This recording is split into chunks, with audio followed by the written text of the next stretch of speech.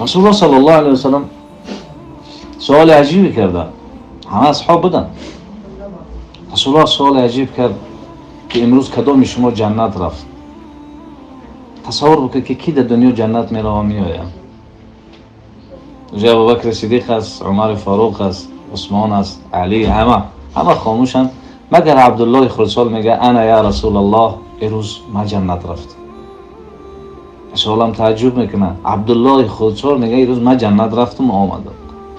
و سوال دوم حبیب خدا است که آیا یگان تا شما از میوه های جنت خورد؟ همه خاموشند. عبدالله ابن عمر میگه انا یا رسول الله حضرت جان امروز ما از میوه های جنت خوردم. حضرت عمر میگه عبدالله از تو کلانا خاموشند چرا گپ میزنی؟ و سوال سوم آیا امروز کسی از آبهای جنت نوشید؟ عبدالله میگه انا یا رسول الله حضرت جان نه. حضرت سوال کردن یا عبدالله کیف دخلت الجنه و اکلت و شربت من میاه؟ امروز چه خیل جنت رفتی؟ و چه خیل از آبهاش خوردی و از میوهاش خوردی؟ و حضرت جان امروز قرآن میخوندم، وصف جنت خوندم. والله حالی هم پرنده های جنت فریاد دارن، صداش در بیخ گوشم هست. و حضرت در قرآن روز درباره وصف میوه های جنت خواندم، حالا هم لذتش از دهن من نرفتم.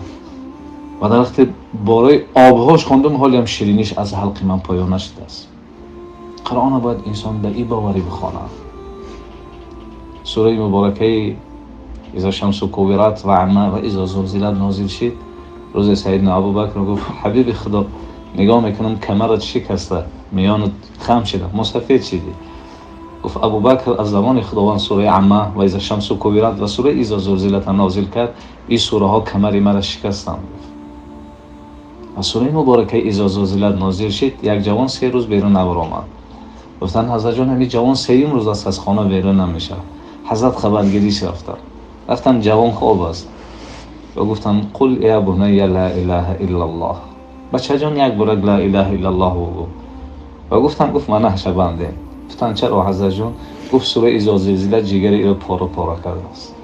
اما ما شما قرآن میخونیم، اگر یک قاری خوب بخونه اهمیت میتیم، اگر کمی قاری آوازش میسیم مدغل باشه اهمیت نمیتیم. به خاطر آواز شده به سخن خالق خود اهمیت نمیتیم. پیامبر صلی الله علیه و سلم یک نمونه برای ما و شما بودن.